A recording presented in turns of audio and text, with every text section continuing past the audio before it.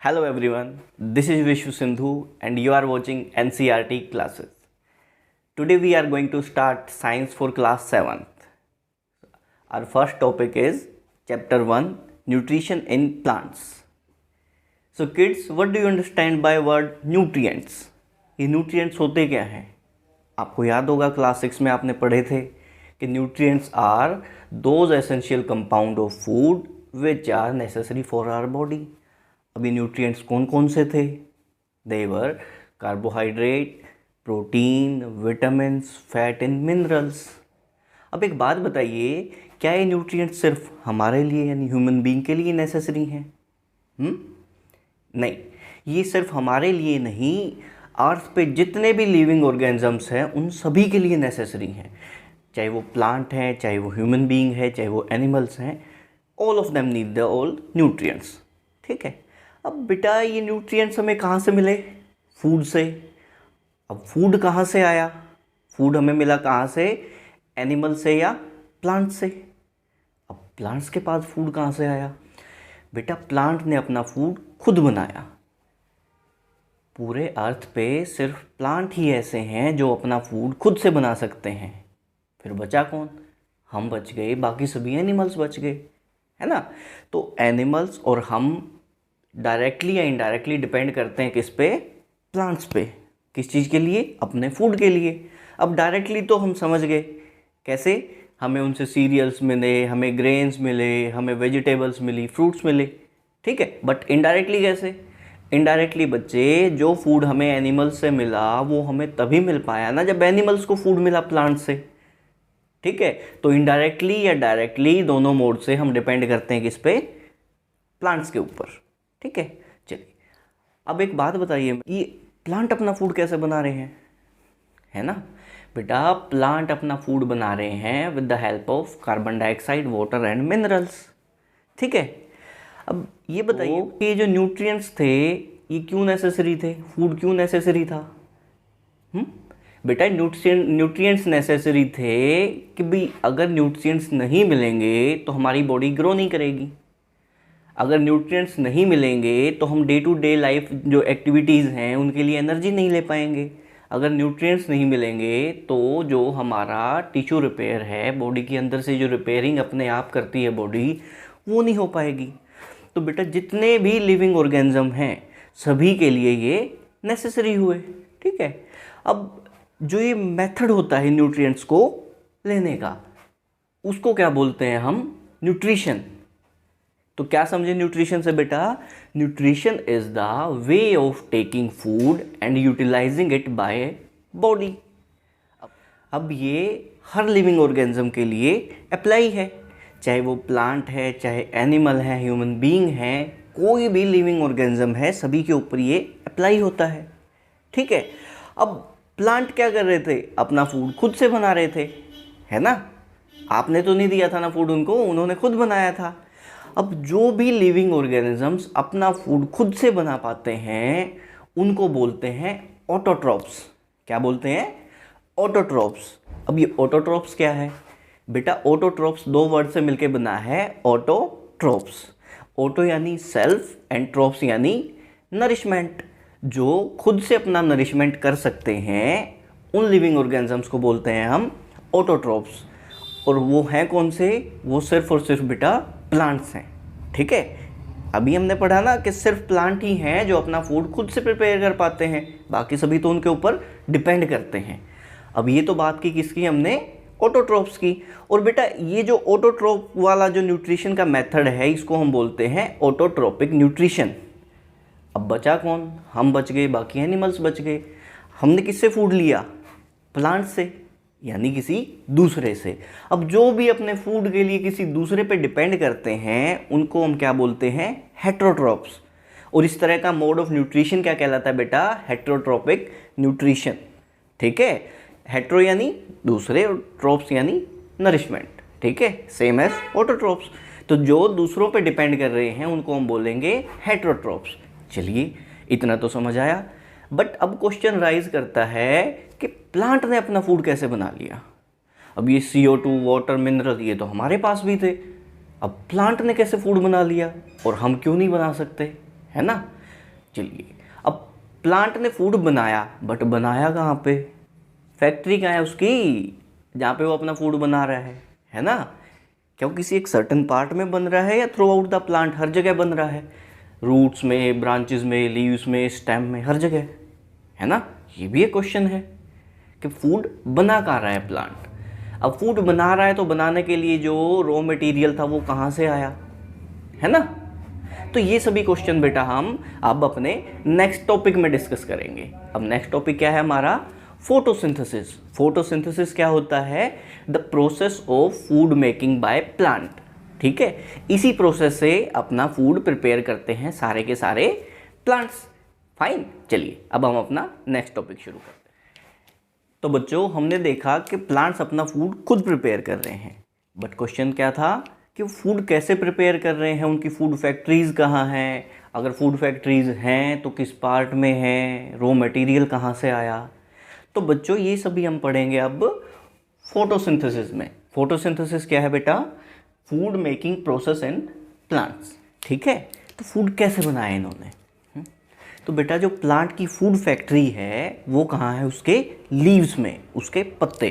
ठीक है, अब पत्तों में फूड बन रहा है तो इसका मतलब उस तक रॉ मटेरियल भी आना चाहिए, है ना? जो सिंथेसिस है फूड की वो कहाँ हो रही है? लीव्स में। ठीक है, अब अगर लीव्स में सिंथेसिस हो रही है तो उन तक रॉ मटेरियल कैसे आया? अब रूट्स ने एब्जॉर्ब किया क्या? वाटर एंड मिनरल्स, और रूट्स ने उसको लीव्स तक पहुंचाया। कार्बन डाइऑक्साइड ली लीव्स ने कहाँ से? एटमॉस्फेयर पे। ठीक है, अब एटमॉस्फेयर से कैसे ली? बेटा, लीफ के ऊपर बहुत टाइनी टाइनी पोर्स प्रेजेंट होते हैं, बहुत छोटे छोटे बारीक बारीक सुराख होते हैं जिनको हम अपनी बेयर आइज से नहीं देख सकते, उनको माइक्रोस्कोप के नीचे ही देख सकते हैं। ठीक है, तो बेटा वो जो टाइनी पोर्स हैं वो सराउंडेड होते हैं छोटी छोटी गार्ड सेल्स से। ठीक है, अब ये गार्ड सेल्स क्या है? बेटा, एक वर्ड अभी आया सेल्स। ये सेल्स क्या है? बेटा, सेल होती है किसी भी लिविंग ऑर्गेनिज्म की सबसे छोटी यूनिट। अब जैसे कोई हाउस बनाते हैं तो क्या होता है उसमें? ब्रिक्स होती है ना, ब्रिक्स, उसके साथ फिर ब्रिक। अब ब्रिक्स को जोड़ के क्या बनाया था? घर। उसी तरह से कोई भी लिविंग ऑर्गेनिज्म है वो मिलके बना है किससे? छोटी छोटी सेल से। फाइन, तो बेटा ये जो सेल है ये बहुत बहुत बहुत ज़्यादा छोटी है, इसको भी नहीं देख सकते आप। ठीक है, अब इसका स्ट्रक्चर कैसा है? चलिए देखिए, इसका स्ट्रक्चर कुछ ये देखिए ऐसा है। ठीक है, अब ये आउटलाइन आपको दिख रही है, इसको बोलते हैं हम क्या? Cell membrane. ठीक है, इसके सेंटर में एक स्फेरिकल एक स्ट्रक्चर होता है, इसको क्या बोलते हैं? Just a second.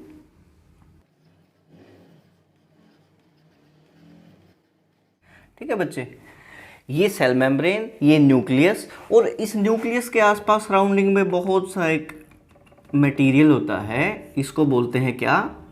साइटोप्लाज्म। इसको बोलते हैं बेटा साइटोप्लाज्म।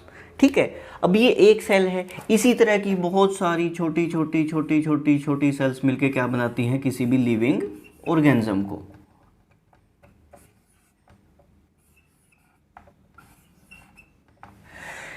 ठीक है बच्चे, तो जो गार्ड सेल अभी हमने जिसकी बात की वो गार्ड सेल भी ऐसी एक सेल है। ठीक है, जो उस टाइनी पोर के अराउंड होती है, और उस टाइनी पोर को कंप्लीट को गार्ड सेल के साथ क्या कहते हैं हम? स्टोमेटा। ये स्टोमेटा प्रेजेंट होते हैं किसी भी लीफ के बॉटम सरफेस पे। इनका काम क्या है बेटा? बाहर से, सराउंडिंग से कार्बन डाइऑक्साइड का इनटेक करना। ठीक है, चलिए कार्बन डाइऑक्साइड आ गई, बट क्या आपने सोचा कि ये जो वाटर और मिनरल रूट ने एब्जॉर्ब किए थे ये टॉप लीव्स तक कैसे चले गए, है ना? तो बच्चों, ये लीव्स तक कैसे गए? There is a pipe like vessel, एक पाइप जैसा एक वेसल प्रेजेंट होता है सभी प्लांट्स में। अब ये वेसल कहाँ से कहाँ तक? ये वेसल बेटा रूट से लेके और लीव्स तक हर जगह प्रेजेंट है।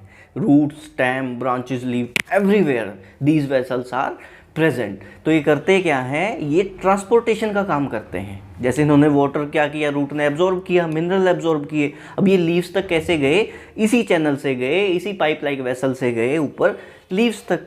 ठीक है, इसके बारे में डिटेल हम कहाँ पढ़ेंगे बेटा, इसके बारे में डिटेल से पढ़ेंगे हम हमारे चैप्टर 11 में। ठीक है, चलिए अब हम चलते हैं कि फूड कैसे बना इनका। अब बेटा सारी चीज़ें आ गई थी। ठीक है, अब ये चीज़ें तो हमारे पास भी अवेलेबल थी।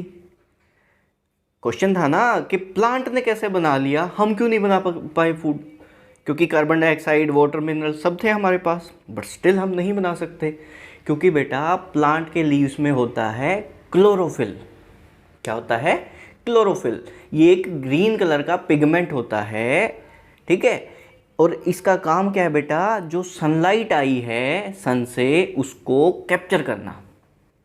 ठीक है, यही वो एलिमेंट है जो रिस्पॉन्सिबल है प्लांट्स में फूड मेकिंग के लिए। ठीक है, ये हमारे पास क्लोरोफिल नहीं है, इसीलिए हम सिंथेसाइज नहीं कर सकते फूड। प्लांट के किसी और पार्ट में क्लोरोफिल नहीं है, इसीलिए कोई और पार्ट जैसे रूट्स, ब्रांचेस या स्टेम, इनके पास क्लोरोफिल नहीं है, तो ये भी फोटोसिंथेसिस नहीं कर सकते, अपना फूड सिंथेसाइज वहाँ पे नहीं कर सकते। कहाँ है क्लोरोफिल, क्लोरोफिल प्रेजेंट है बेटा लीव्स में, और जो फूड सिंथेसिस है वो भी कहाँ हो रहा है, इसी वजह से लीव्स में। चलिए, अब क्लोरोफिल क्या करता है बेटा, क्लोरोफिल एनर्जी कैप्चर करता है सनलाइट से और उससे सिंथेसाइज करता है फूड। ठीक है, कैसे, ये उस एनर्जी का यूज़ करके कन्वर्ट करता है कार्बन डाइऑक्साइड, वाटर और मिनरल्स को फूड में। ठीक है, और ये जो प्रोसेस हुई किस वजह से अकर हुई, प्रेजेंस ऑफ सनलाइट से। ठीक है, और इसीलिए इसका नाम क्या है बेटा, फोटोसिंथेसिस। फोटो यानी सनलाइट और सिंथेसिस यानी making. Food is prepare in the sunlight और synthesise in the presence of sunlight. That is why this process is called photosynthesis. ठीक है, सनलाइट है, chlorophyll, carbon dioxide, water, minerals, इन सभी की हेल्प से क्या हुआ, प्रोसेस हुई फोटोसिंथेसिस, और क्या बना, फूड बना, जो प्लांट में स्टोर हो गया। अब ये जो सनलाइट है, अगर ये ना होती तो क्या फोटोसिंथेसिस हो पाती, नहीं। तो बेटा हम बोल सकते हैं कि sun is the ultimate source of energy on earth. Without sunlight making of food is not possible in plants. अब अगर प्लांट्स फूड नहीं बना पाएंगे तो जो प्लांट पे डिपेंड कर रहे हैं, क्या उनको फूड मिलेगा, क्या हमें फूड मिलेगा, क्या एनिमल्स को फूड मिलेगा, नहीं। तो बेटा अगर सनलाइट नहीं होगी तो अर्थ पे लाइफ पॉसिबल नहीं हो। ये जो फोटोसिंथेसिस प्रोसेस है ना बेटा, ये प्रोसेस यूनिक है पूरे अर्थ पे, और कोई ऐसा प्रोसेस नहीं है जिसमें सनलाइट की हेल्प से इस तरह से फूड सिंथेसाइज हो सकता हो। ठीक है, चलिए ये जो प्रोसेस हुई वो कैसे अकर हुई, किस तरह से इंटेक किया गया और कैसे प्रोसेस किया गया, ये देखिए एक बार।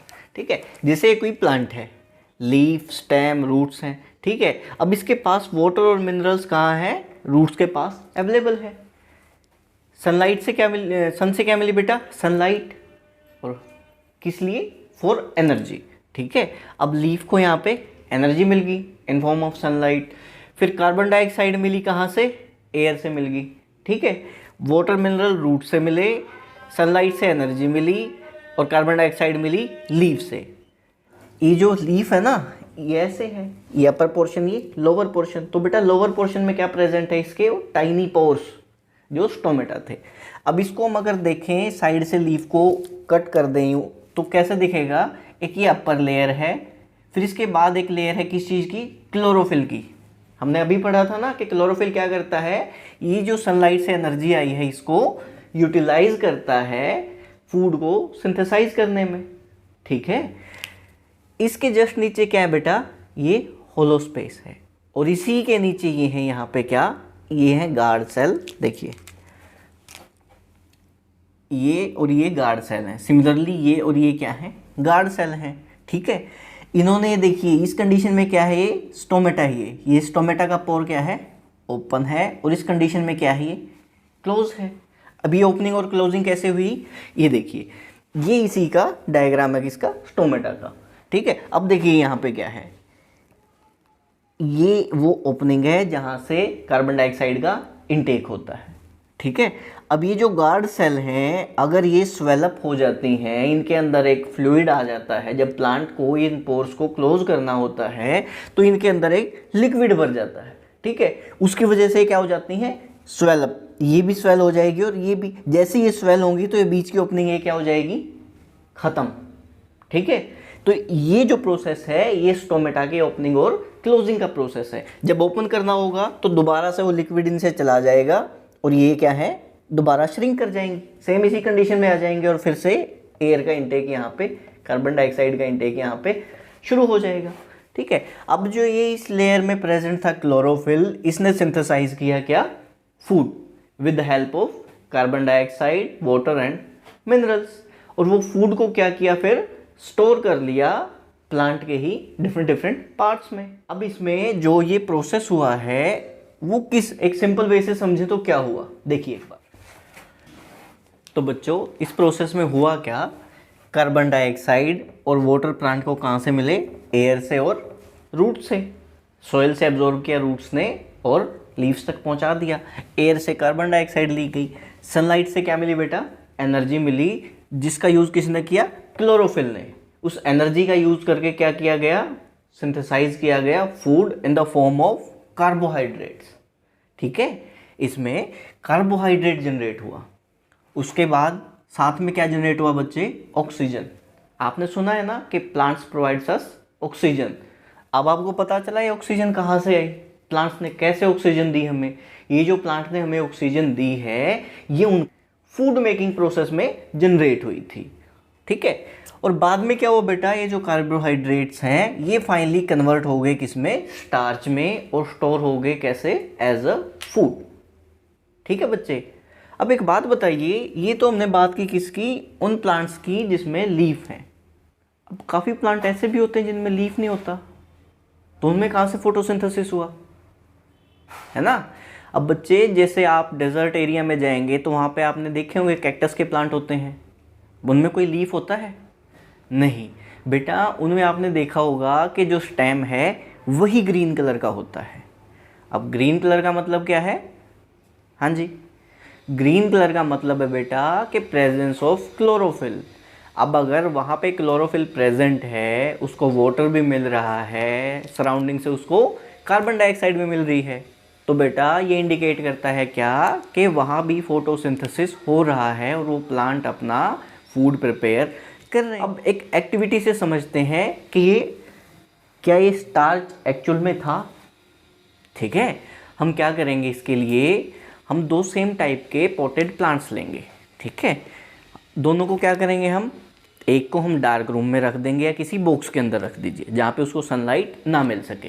ठीक है, और दूसरे को हम नॉर्मल जहाँ भी आप उसको रखते हो जहाँ उसको थोड़ी सनलाइट मिलती हो। ठीक है, दोनों प्लांट से हम 3 दिन बाद एक एक लीफ को प्लग करेंगे और उसके ऊपर सेम वही आयोडीन वाला टेस्ट परफॉर्म करेंगे जो आपने स्टार चेक करने के लिए क्लास 6 में परफॉर्म किया था।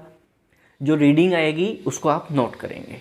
ठीक है, फिर आप क्या करोगे, जिस प्लांट को आपने 3 डेज के लिए एक डार्क रूम में रखा हुआ था, ठीक है, अब उसको दोबारा से आप सनलाइट में रख दोगे। ठीक है, सनलाइट में रखने के बाद 1 या 2 दिन बाद दोबारा फिर वही एक्टिविटी आप परफॉर्म करोगे। जो रीडिंग आएगी आप उसको फिर से नोट करोगे। अब इसी प्रोसेस को हम एक्टिविटी में किसी दूसरी वीडियो में परफॉर्म करेंगे, बट तब तक आप खुद से इसको आप परफॉर्म करके देखोगे और आप देखोगे कि डिफरेंस क्या आया है। क्या दोनों के लीव्स में डिफरेंस था, क्या 3 दिन बाद जब दोबारा उसको सनलाइट में रखने के बाद आपने एक्सपेरिमेंट को परफॉर्म किया, क्या उस रीडिंग में और प्रीवियस रीडिंग में कोई डिफरेंस था। इस डिफरेंस को देख के आपको पता चल जाएगा कि स्टार्च कहाँ प्रेजेंट था, कहाँ प्रेजेंट नहीं था। ठीक है बच्चे, अब एक बात बताइए, आपने आपके आसपास किसी गंदे पानी के तालाब में कोई बिल्कुल छोटे छोटे टाइनी लीव्स वाले किसी स्ट्रक्चर को देखा है तालाब में, बिल्कुल ऐसे बिल्कुल टाइनी टाइनी से लीव्स होते हैं, किस कलर के होते हैं वो, ग्रीन कलर के। ठीक है, अब ग्रीन कलर की प्रेजेंस क्या शो करती है बेटा, प्रेजेंस ऑफ क्लोरोफिल। ठीक है, अब वहाँ पे presence of chlorophyll, presence of carbon dioxide and presence of sunlight क्या दिखाएगी, अकरेंस ऑफ फोटोसिंथेसिस। इसका मतलब वो जो बिल्कुल छोटे छोटे टाइनी टाइनी लीफ वाले स्ट्रक्चर हैं वो भी अपना फूड खुद से सिंथेसाइज कर रहे हैं। तो बच्चों एक बात बताइए, अगर किसी प्लांट के लीव्स का कलर ग्रीन नहीं है, कोई भी और डिफरेंट कलर है, ये इमेज देखिए, इस इमेज में डिफरेंट डिफरेंट कलर के लीव्स हैं, कोई पर्पल है, कोई येलोइश है, कोई रेडिश है, तो बेटा क्या इसमें फोटोसिंथेसिस नहीं हो रहा? क्योंकि फोटोसिंथेसिस के लिए क्या जरूरी था? क्लोरोफिल। और अगर क्लोरोफिल प्रेजेंट है तो कलर क्या होगा? ग्रीन। अब इनका तो कलर ग्रीन नहीं है, तो बेटा क्या इनमें फोटोसिंथेसिस नहीं हुआ? बेटा इनमें फोटोसिंथेसिस हुआ। अब आप बोलोगे कि सर जब कलर ग्रीन नहीं था, क्लोरोफिल प्रेजेंट नहीं था, तो ये फोटोसिंथेसिस कैसे हो गया? बेटा इनमें भी क्लोरोफिल प्रेजेंट है, बट जो डिफरेंट कलर इस लीफ का है, चाहे वो रेडिश है, पर्पलिश है या येलोइश है, तो बेटा उसमें उस कलर का जो पिगमेंट है वो बहुत ज़्यादा है। इतना ज़्यादा है कि उसने क्लोरोफिल के ग्रीन पिगमेंट को ओवरलैप कर दिया, छिपा दिया। इसी वजह से क्लोरोफिल होते हुए भी हमें उस प्लांट का कलर दूसरा दिख रहा है, ग्रीन नहीं नज़र आ रहा। ठीक है बच्चे, अब अगर क्लोरोफिल है तो फोटोसिंथेसिस भी होगा। ठीक है, अच्छा, अब तो हमने बात की बेटा किस चीज़ की? Food making in form of carbohydrates. Carbohydrate तो हमारे पास आ गए, ठीक है, बट बेटा क्या अकेले कार्बोहाइड्रेट से किसी भी लिविंग ऑर्गेनिज्म का न्यूट्रिशन फुलफिल हो सकता है? नहीं, हमें और भी न्यूट्रिएंट्स चाहिए, जैसे प्रोटीन, फैट्स, है ना। तो बच्चों कार्बोहाइड्रेट तो हमने क्या किया? सिंथेसाइज कर लिया। अब प्रोटीन को कैसे सिंथेसाइज करेंगे? क्यों? क्योंकि बेटा जो प्रोटीन है वो तो नाइट्रोजन का कंपाउंड है। ठीक है, अब कार्बोहाइड्रेट तो बन गया था, क्यों? उसमें क्या था? कार्बन था, हाइड्रोजन था, ऑक्सीजन था, तीनों के तीनों हमें मिल गए थे। कैसे? वाटर से हमें ऑक्सीजन भी मिल गया, हाइड्रोजन भी मिल गया, कार्बन डाइऑक्साइड से हमें कार्बन मिल गया। अब नाइट्रोजन कहाँ से आया? अब आप बोलोगे कि सर नाइट्रोजन तो सबसे ज़्यादा प्रेजेंट है हमारे सराउंडिंग में, है ना। सबसे ज़्यादा गैस कौन सी प्रेजेंट है? नाइट्रोजन। बट बेटा जो ये प्लांट्स हैं ये इसको गैसियस फॉर्म में यूज़ नहीं कर सकते, इनको चाहिए नाइट्रोजन किस फॉर्म में? सोल्यूबल फॉर्म में। अब वो कैसे हुआ? तो बेटा सोइल के अंदर कुछ बैक्टीरियाज ऐसे प्रेजेंट होते हैं जो क्या करते हैं, इस गैसियस फॉर्म से नाइट्रोजन को कन्वर्ट करते हैं किस में? ऐसी फॉर्म में जिनका यूज़ कर सकें क्या? प्लांट्स। अब वो इसको कन्वर्ट करके और सोइल में मिक्स कर देते हैं, ठीक है, और प्लांट को क्या हो जाती है? वहाँ से अवेलेबल हो जाती है। अब अगर वहाँ पे नाइट्रोजन नहीं है प्रेजेंट, तो आपने फार्मर्स को देखा होगा फील्ड में वो नाइट्रोजन रिच फर्टिलाइज़र का यूज़ करते हैं, ठीक है। तो बेटा प्लांट के न्यूट्रिशन को फुलफ़िल करने के लिए डिफरेंट डिफरेंट जो भी कंपाउंड चाहिए उनको as a fertiliser farmer use कर रहा है। तो यहाँ से आपने देखा बेटा कि डिफरेंट डिफरेंट कंपाउंड्स चाहिए फूड को सिंथेसाइज करने के लिए, ठीक है। अब एक बात बताइए, ये तो वो स्टेज थी जब उसके पास लीव्स थे, बड़ा प्लांट है। अब बेटा जब शुरू में एक सीड था, ठीक है, जब उसको लगाया गया सॉइल के अंदर तब तो वो सीड था, ना उसके पास लीव्स थे ना रूट थी, तब कहाँ से फूड सिंथेसाइज किया गया? है ना। क्या माइंड में आया ये क्वेश्चन कि जब प्लांट के पास ना लीव थे ना रूट्स थी, तब उसने फूड कहाँ से सिंथेसाइज किया? तो बेटा उस टाइम पे याद है आपने पिछली क्लास में एक एक्सपेरिमेंट किया था, कौन सा? स्प्राउटेड सीड्स वाला। बेटा एक थोड़ी सी एनर्जी, थोड़े से न्यूट्रिएंट्स उसके अंदर सीड के अंदर ऑलरेडी थे। जैसे ही सीड को मॉइस्ट और एक वार्मथ, थोड़ा सा गर्म एनवायरनमेंट मिला, वो जर्मिनेट होना शुरू हो गया। देखा था ना आपने, वाइट वाइट स्ट्रक्चर ग्रो कर गया था, ठीक है।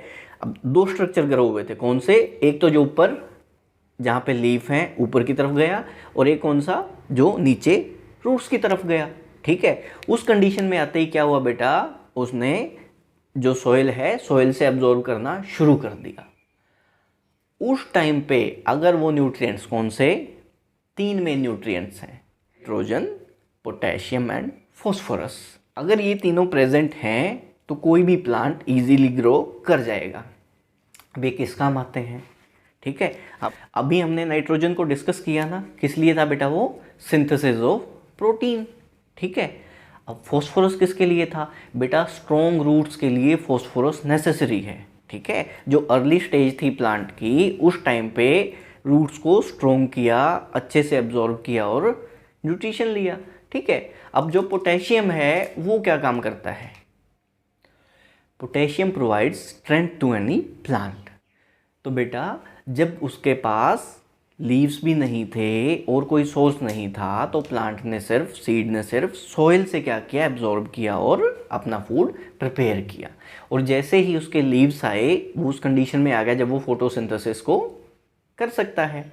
ठीक है बच्चे, तो ये हमने अब तक पढ़ा बेटा डिफरेंट डिफरेंट कंपाउंड जो नेसेसरी हैं किस चीज़ के लिए? फोटोसिंथेसिस के लिए, फूड मेकिंग के लिए। कौन कौन से थे? Carbon dioxide, water, sunlight, chlorophyll. ठीक है, इन सब की हेल्प से क्या किया? फोटोसिंथेसिस हुआ। फूड में क्या बना बेटा? कार्बोहाइड्रेट्स बने, जो अल्टीमेटली कहाँ जाके स्टोर हुए? In the form of starch. इसमें और क्या जनरेट हुआ था फोटोसिंथेसिस की प्रोसेस में? ऑक्सीजन, जो कि हमारे लिए सबसे ज़्यादा नेसेसरी है। अगर ऑक्सीजन नहीं होगी बेटा तो हम सांस नहीं ले पाएंगे। ठीक है, और क्या पढ़ा बेटा हमने? कि इसमें नाइट्रोजन भी ज़रूरी है। किस लिए? For the synthesis of protein. और डिफरेंट डिफरेंट जो भी एलिमेंट थे, जैसे क्या? पोटेशियम एंड फॉस्फोरस, ये भी नेसेसरी हैं किसी भी प्लांट के लिए अच्छे से ग्रो करने के लिए। ठीक है बच्चे, इसके बाद अब हम चलते हैं अदर मोड ऑफ न्यूट्रिएंट्स के ऊपर। इसमें हमने डिस्कस किया क्या? Autotrophic mode of nutrient. ठीक है, अब हम डिस्कस करेंगे different other modes of nutrient. तो बच्चों हमने क्या पढ़ा था अदर मोड्स ऑफ न्यूट्रिएंट्स में?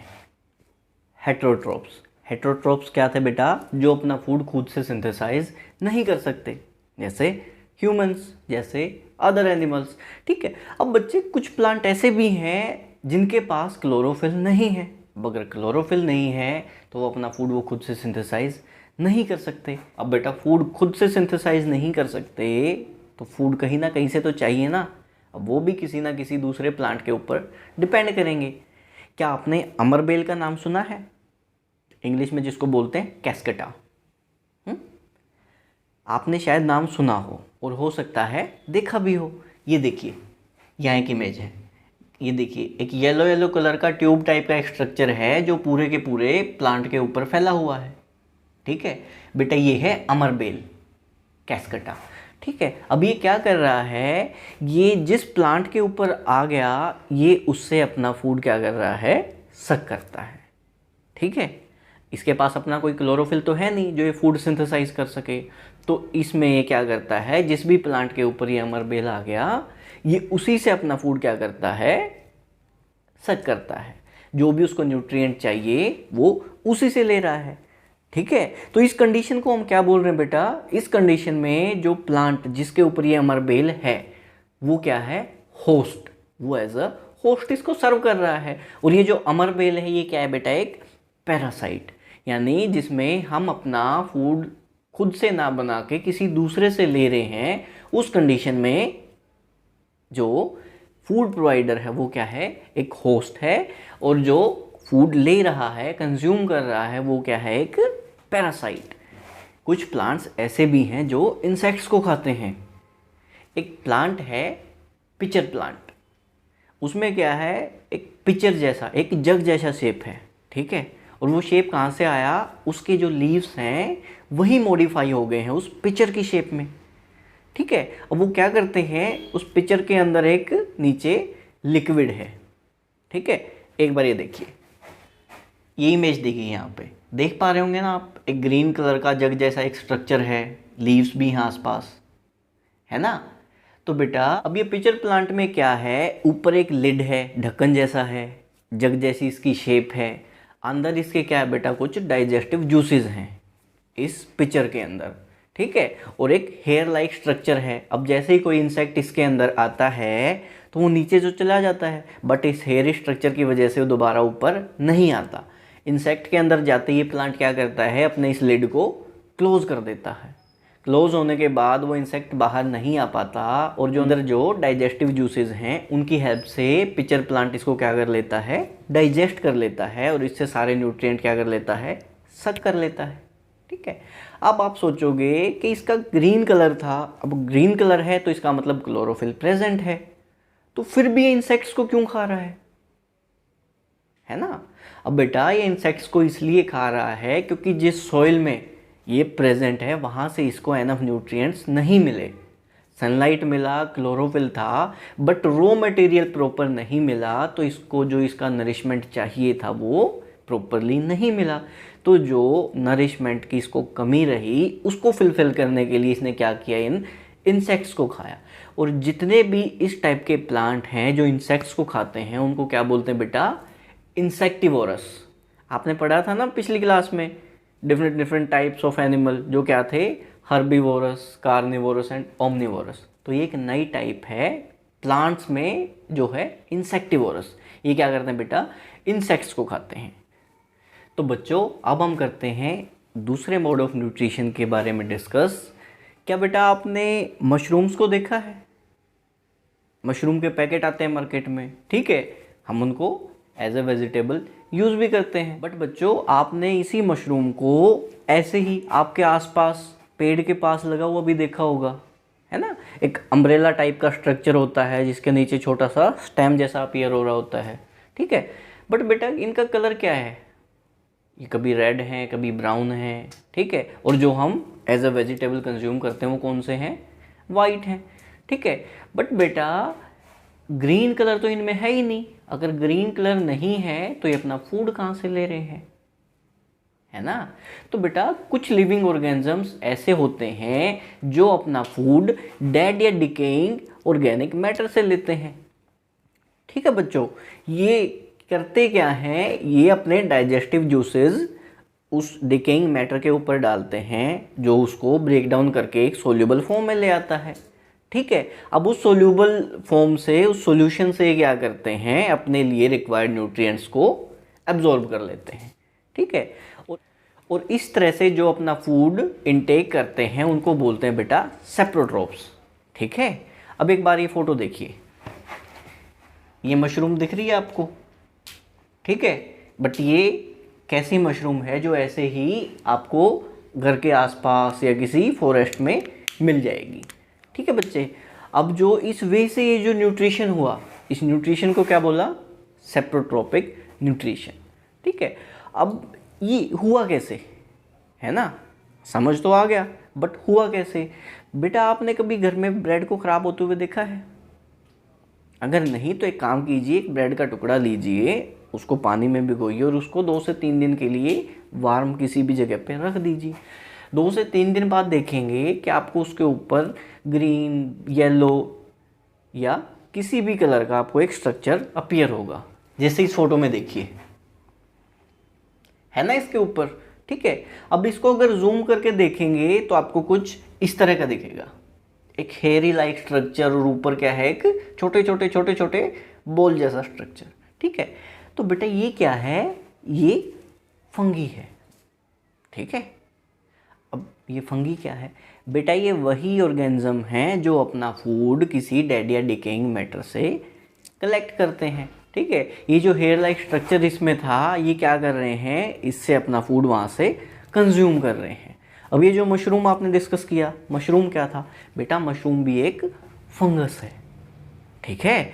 अब वो कैसे बेटा, मशरूम जिसके ऊपर, जिस फंगस के ऊपर लगा है वो तो बिलो द ग्राउंड है, अंडरनीथ, ठीक है। जो मशरूम है वो तो एक उसका फ्रूट है।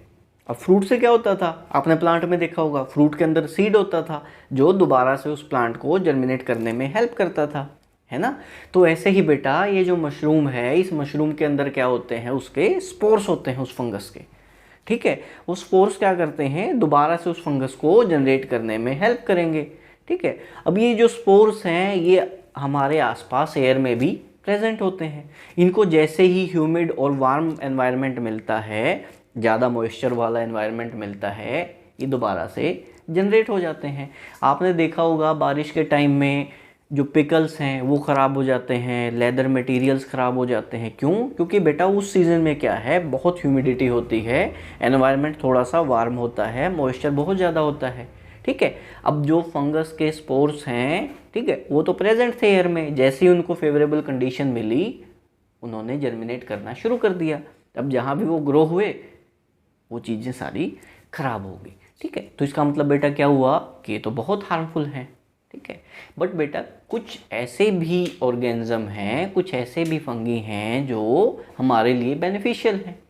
अब जैसे हमने डिस्कस किया ये फंगी, इसी तरह से बेटा ऑर्गेनिज्म होते हैं क्या, बैक्टीरिया। ये जो बैक्टीरिया हैं ये भी अपना फूड इसी मेथड से कलेक्ट करते हैं। अब हमने बात की कि कुछ जो ऐसे हैं फंगी या बैक्टीरिया जो बेनिफिशियल भी हैं, कैसे, है ना। अब बेटा आपने ब्रेड खाया है, ठीक है, ब्रेड कैसे बनता है, ब्रेड में बेटा एक यूज़ किया जाता है क्या, यीस्ट, ठीक है। अब वो यीस्ट क्या है, वो यीस्ट भी ऐसा ही ऑर्गेनिज्म है, ठीक है, जिसको ह्यूमिड और कैसा वार्म और मॉइस्चर वाला एनवायरनमेंट मिलते ही वो क्या करता है, रीग्रो करता है, ठीक है। तो बेटा इस तरह से सभी के सभी हमारे लिए क्या हैं, हार्मफुल नहीं हैं, कुछ इसमें से क्या हैं, बेनिफिशियल भी हैं। अब मशरूम खाते हो, है तो वो भी एक फंगस, है ना। अब बहुत सारे ऐसे मशरूम्स हैं जो पॉइजनस हैं, कुछ ही ऐसे हैं जो हमारे लिए खाने के लिए सेफ़ हैं, एडिबल हैं, ठीक है। और जितने भी एडिबल हैं उन सभी को हम क्या करते हैं, हम ग्रो करते हैं अपने आप जाके देखो किसी फॉरेस्ट में जाओगे, वहाँ पे आपको ये बहुत सारे अम्ब्रेला टाइप स्ट्रक्चर मशरूम वाले मिल जाएंगे, ठीक है। बट बेटा वो सारे के सारे खाने के लिए सेफ़ नहीं हैं, most of them are poisonous, ठीक है। तो इस तरह से जिन्होंने भी अपना मोड ऑफ न्यूट्रिशन क्या किया, किसी डेड या डिकेइंग मैटर से लिया, वो सारे के सारे क्या बन गए बेटा, सेप्रोट्रॉप। बेटा कुछ ऑर्गेनिजम्स ऐसे भी हैं जो एक दूसरे की हेल्प करते हैं, ठीक है, कि आप मुझे ये चीज़ प्रोवाइड कीजिए, मैं आपको ये चीज़ प्रोवाइड करूँगा। तो इस तरह के एक रिलेशनशिप में जो ऑर्गेनिज्म रहते हैं उस रिलेशनशिप को क्या बोला जाता है, सिम्बायोटिक रिलेशनशिप। क्या बोला जाता है, सिम्बायोटिक रिलेशन। जो एक लिविंग ऑर्गेनिज्म है क्या, लाइचेंस, ठीक है, उसमें क्या होता है, एक क्लोरोफिल कंटेनिंग पार्टनर है क्या, एल्गा, ठीक है। वो किसके साथ रहता है, फंगस के साथ। अब जो एल्गा है उसके पास क्लोरोफिल है और जो फंगस है उसके पास क्या है बेटा, फूड है, शेल्टर है, ठीक है, सारे के सारे रॉ मटेरियल हैं। तब वो दोनों एक दूसरे के साथ रहते हैं, कैसे कि जो क्लोरोफिल कंटेनिंग पार्टनर है एल्गा, वो सिंथेसाइज करने में करता है हेल्प फूड किसकी, उस फंगस की, ठीक है। सनलाइट से क्लोरोफिल की हेल्प से वो फूड सिंथेसाइज करने में हेल्प करता है, ठीक है। और वहाँ जो फंगस है वो उसको प्रोवाइड करता है क्या, water, raw material and shelter, ठीक है। अब दोनों एक दूसरे की हेल्प करते हैं किसमें, फूड सिंथेसाइज करने में। दोनों एक दूसरे के साथ इस तरह से रह रहे हैं कि you help me and I will help you. तो बेटा ये किस चीज़ का एग्जाम्पल है, सिम्बायोटिक रिलेशनशिप का एग्जाम्पल है, ठीक है बच्चे। तो अब तक हमने बात की किस चीज़ की, डिफरेंट मोड्स ऑफ न्यूट्रिशन की। अब इसमें कौन कौन से मोड ऑफ न्यूट्रिशन आए बेटा, autotrophic, heterotrophic and saprotrophic. Autotrophic mode of nutrition में हमने डिस्कस किया क्या, कि भाई कैसे प्लांट अपना फूड सिंथेसाइज करते हैं। उनके पास क्लोरोफिल है, सनलाइट है, कार्बन डाइऑक्साइड है, रॉ मटेरियल है, और इन सब की हेल्प से क्या करते हैं, वो अपना फूड सिंथेसाइज करते हैं, जो क्या था, कार्बोहाइड्रेट। अब कार्बोहाइड्रेट से अलग फूड सिंथेसाइज क्या किया उन्होंने, proteins with the help of nitrogen. Okay बच्चों, उसके बाद आए कौन से, हेटेरोट्रोप्स। अब हेटेरोट्रोप्स ने कैसे किया, हेटेरोट्रोप्स डिपेंड करते थे किस पे, प्लांट्स पे, ठीक है, या तो डायरेक्टली प्लांट के ऊपर थे जैसे क्या अमरबेल, कैस्केटा। और ये जो था क्या था, ये एक होस्ट और पैरासाइट वाला जो क्या था स्ट्रक्चर था, कि जो इसमें फूड प्रोवाइड कर रहा है वो होस्ट और जो फूड वहाँ से कलेक्ट कर रहा है वो क्या है, पैरासाइट। फिर उसके बाद हमने क्या देखा, हमने वो प्लांट भी देखे जो क्या थे, इंसेक्टिवोरस थे, जो इंसेक्ट खाते थे।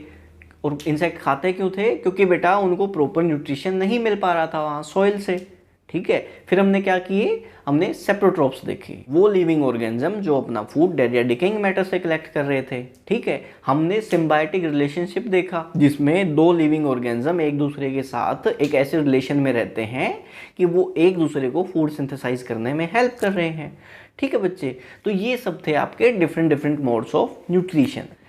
तो स्टूडेंट्स अब हम पढ़ेंगे कि जो न्यूट्रिएंट्स हैं उनका सॉइल में एनरिचमेंट कैसे किया जाता है, how nutrients are replenished in soil. तो बेटा क्या आपने फार्मर को फील्ड में फर्टिलाइज़र या मैन्योर का यूज़ करते हुए देखा है, वो क्यों यूज़ करता है फर्टिलाइज़र या मैन्योर्स का, सोचा है कभी?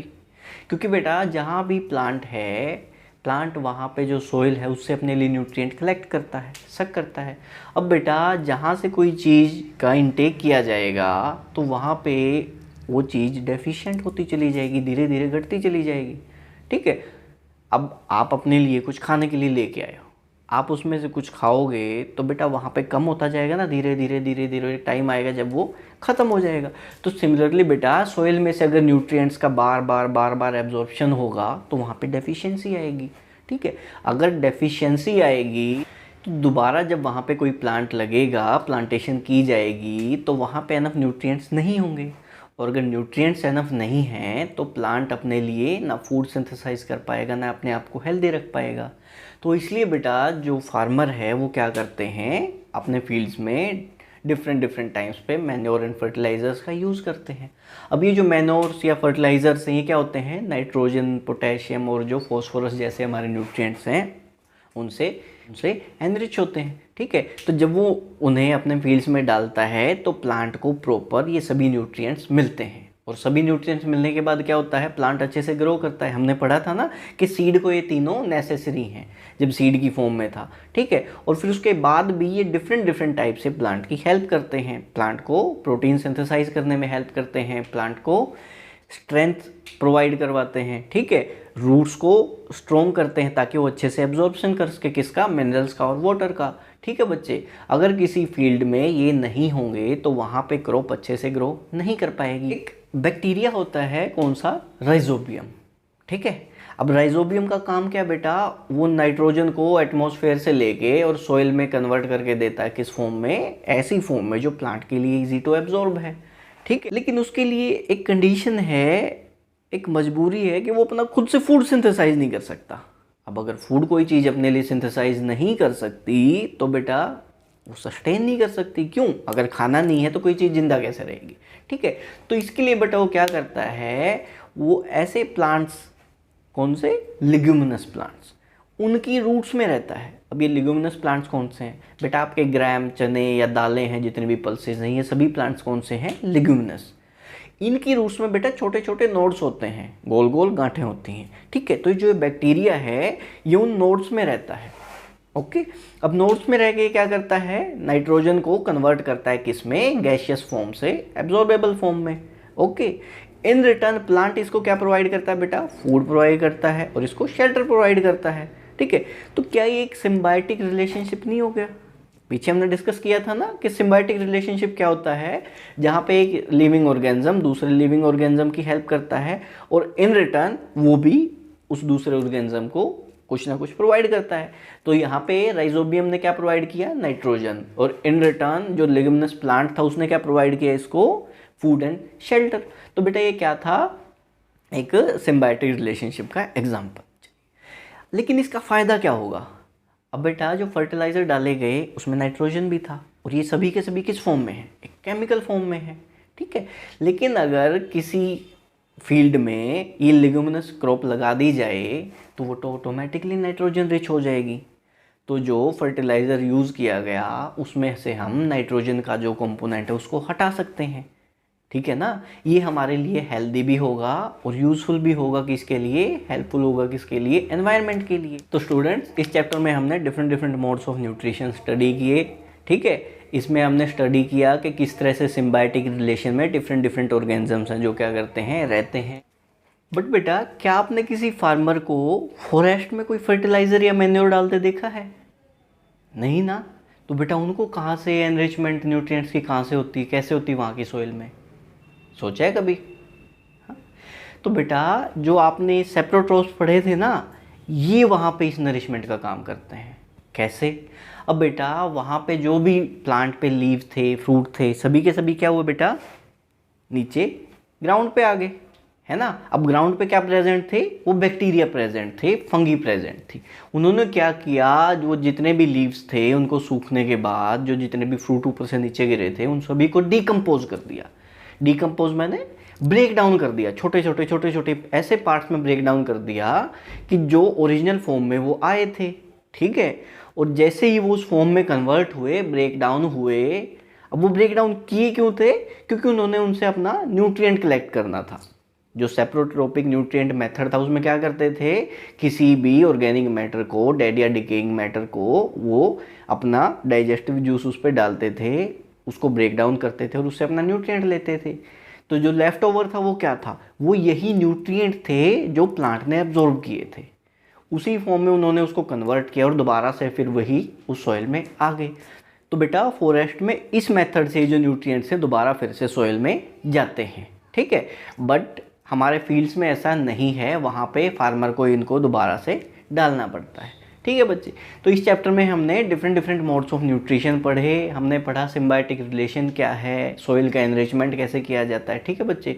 तो ये जो डिफरेंट इसमें हमने टर्म्स यूज़ की, अब हम इनकी डेफिनेशन देखते हैं, ठीक है, जो आपको एग्जाम पॉइंट ऑफ व्यू से भी इम्पोर्टेंट है। So kids, what is nutrition? It is the mode of taking food by an organism and its utilization by the body.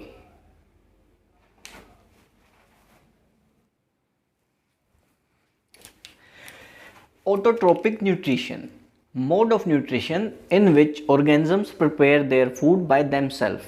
वो मोड ऑफ न्यूट्रिशन बेटा जिसमें ऑर्गेनिज्म अपना फूड खुद से prepare करते हैं उसको कहते हैं ऑटोट्रोपिक न्यूट्रिशन। और बेटा जो ऑर्गेनिजम्स इस मोड से अपना फूड प्रिपेयर करते हैं उनको हम क्या कहते हैं, ऑटोट्रोप्स। अब बेटा नेक्स्ट था heterotrophic nutrition, mode of nutrition in which organisms get their food from other organisms, जिसमें बेटा जो ऑर्गेनिजम्स थे अपना फूड किससे लेते थे, दूसरे ऑर्गेनिजम से। जैसे हमने पढ़ा था कि डायरेक्टली और इनडायरेक्टली हम किस पे डिपेंड करते हैं, प्लांट्स पे, ठीक है। And such organisms are called heterotrophs. तो बेटा हम क्या हुए, heterotrophs. Cell is the smallest unit of any living organism, किसी भी लिविंग ऑर्गेनिज्म की सबसे यूनिट छोटी कौन सी है, सेल। फिर हमने पढ़ा था स्टोमेटा। स्टोमेटा क्या थे बेटा, tiny pores that are present on the surface of any leaf, ठीक है। इन्हीं से क्या होता था बेटा, intake of carbon dioxide and they क्या produce oxygen and leave it through these stomatas. फिर क्या था बेटा, क्लोरोफिल। क्लोरोफिल वो ग्रीन पिगमेंट था बेटा जो लीफ के अंदर प्रेजेंट था और हेल्प करता था किसमें, एनर्जी कैप्चर करने में जो सनलाइट से आती थी। तो नेक्स्ट था बच्चों फोटोसिंथेसिस। फोटोसिंथेसिस क्या था बेटा, the process of making food in plants in presence of sunlight. तो सनलाइट की प्रेजेंस में अपना फूड बनाते थे ना बच्चे, जिसमें क्या करते थे, कार्बन डाइऑक्साइड और वाटर मिलके क्लोरोफिल की हेल्प से सनलाइट से एनर्जी लेते थे और प्रोड्यूस क्या करते थे बेटा, कार्बोहाइड्रेट एंड ऑक्सीजन। ऑक्सीजन हमारे लिए बेनिफिशियल थी और ये कार्बोहाइड्रेट क्या था, आगे स्टार्च की फॉर्म में कन्वर्ट होकर क्या बन जाता था, फूड फॉर द प्लांट। उसके बाद हमने पढ़े थे बेटा क्या, होस्ट एंड पैरासाइट। होस्ट कौन से थे, वो लिविंग ऑर्गेनिज्म जो फूड प्रोवाइड करते थे, जैसे कोई भी प्लांट, ठीक है। उसके बाद पैरासाइट कौन से थे, वो लिविंग ऑर्गेनिज्म जो अपना फूड लेते थे किससे, होस्ट से। फिर हमने पढ़ा इंसेक्टिवोरस। ये कौन से प्लांट थे बेटा, those plants which eats insect due to lack of nutrients in soil. बेटा जहाँ पे सोइल में सारे न्यूट्रिएंट प्रेजेंट नहीं थे, रॉ मटेरियल प्रेजेंट नहीं था जो इनको चाहिए था फूड सिंथेसाइज करने के लिए, वहाँ पे इन्होंने क्या किया बेटा, ये इंसेक्ट खाते थे, इनको बोला जाता है इंसेक्टिवोरस प्लांट्स। फिर उसके बाद हमने क्या पढ़ा बेटा, सेप्रोट्रोफिक मोड ऑफ न्यूट्रिशन। इसमें क्या था, mode of nutrition in which organisms take in nutrients in solution from dead और डिकेइंग मैटर। तो बेटा वो क्या करते थे, अपने डाइजेस्टिव जूस उस मैटर के ऊपर डालते थे, ठीक है, उसको ब्रेक डाउन करते थे और जो सॉल्यूशन बनता था उससे अपने लिए न्यूट्रिएंट्स लेते थे, ठीक है। और बेटा इस तरह से जो ऑर्गेनिज्म अपना क्या करते हैं, फूड इनटेक करते हैं, उनको हम क्या बोलते हैं, सेप्रोट्रोप्स। उसके बाद हमने पढ़ा था बेटा क्या, सिम्बायोटिक रिलेशनशिप। ये एक ऐसा अरेंजमेंट होता था बेटा दो लिविंग ऑर्गेनिजम्स के बीच में, जहाँ पे वो एक दूसरे की हेल्प करते थे, किस चीज़ में, डिफरेंट जो रिक्वायरमेंट है सस्टेन करने के लिए, जैसे क्या, water, mineral, food and shelter, ये सब वो एक दूसरे को प्रोवाइड करते थे। इसका हमने एक एग्जांपल भी देखा था क्या, जिसमें राइजोबियम बैक्टीरियम और लिग्यूमिनस प्लांट क्या करते थे, एक दूसरे को हेल्प करते थे। लिग्यूमिनस प्लांट क्या करता था बेटा, उसको फूड प्रोवाइड करता था, शेल्टर प्रोवाइड करता था, कहाँ पे, अपनी रूट्स में, जो रूट्स में लिग्यूमिनस प्लांट के नोड्स होते हैं बेटा वहाँ पे। और इसके रिटर्न में राइजोबियम क्या देता था बेटा, वो नाइट्रोजन देता था, गैसियस फॉर्म से कन्वर्ट करके उसको एब्जॉर्बेबल फॉर्म में देता था, उसको सोइल में मिला के, ठीक है।